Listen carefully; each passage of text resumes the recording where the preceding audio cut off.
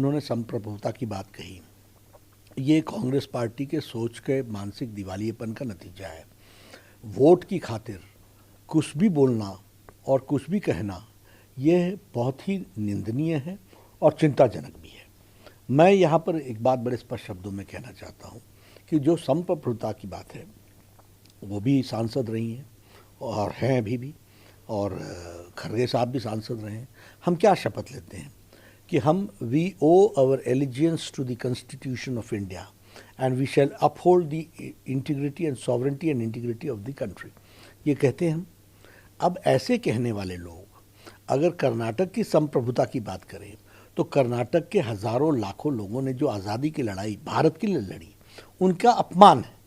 लेकिन यह लोगों को खुश करने के लिए इस तरह की शब्दावली बोल करके ये, और आपको इसमें कोई दो राय नहीं है कि टुकड़े टुकड़े गैंग के साथ ये लोग तो खड़े रहे ही हैं।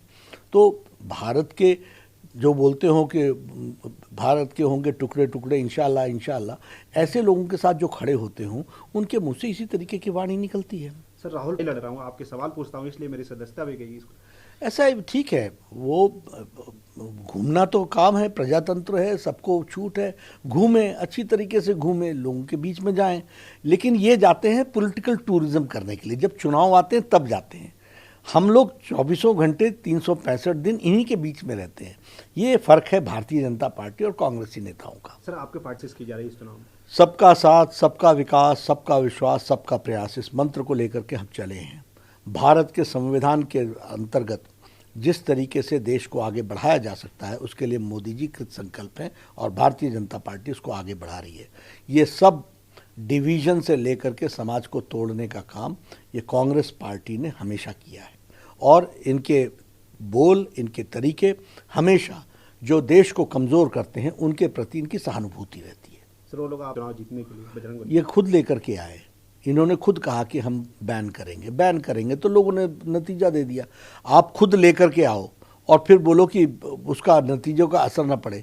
आप किसी को खुश करने के लिए, तुष्टीकरण करने के लिए इस तरीके के बोल लेकर के आइए, इस तरीके के आप वक्तव्य दीजिए, उसके बाद आप ये तय करें कि सामने वाला इस पर रिएक्ट ना करे। ऐसा तो होता नहीं है। जागरूक समाज है और जागृत समाज की ये एक अवस्था होती है। प्रजातंत्र में सबको बोलने का अधिकार है, सब सही बात बोलने की कोशिश करते हैं। भारतीय जनता पार्टी के नेता हमेशा संविधान के दायरे में सबको साथ लेकर के चलने के लिए कृत संकल्प हैं। लेकिन जो देश को कमज़ोर करता है, नीयत में खोट रखता है, उसको एक्सपोज करना ये भी हमारी जिम्मेवारी है, और राजनीति करने वाले को विरोध करना ये हमारी जिम्मेवारी है। We believe in सबका साथ, सबका विकास, सबका विश्वास, सबका प्रयास. It is Congress party who always divides, and they also compromise the national interests, and they also compromise on the social harmony only for the sake of votes. They believe in vote bank politics, and they believe in appeasement. Sir, last one for the vote. We don't do that. It is they who bring it, and when they bring it, they get the answer also accordingly. But in this election also, it was they who had brought the name of the god, and BJP befittingly gave the reply. Thank you. Congress several leaders, including Sonia Rahul, and saying the same for the Karnataka fight. First of all, we have to understand that Mrs. Gandhi has given a statement where she has said that they will fight for the sovereignty of Karnataka.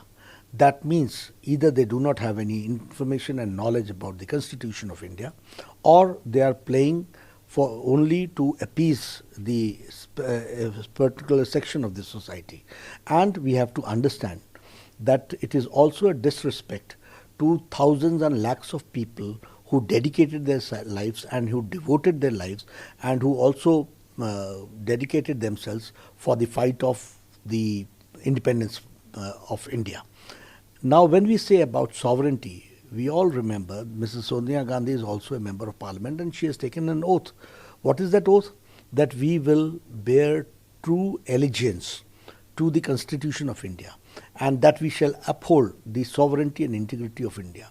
When you uphold the sovereignty and integrity of India, Karnataka comes within the ambit of, it is within India.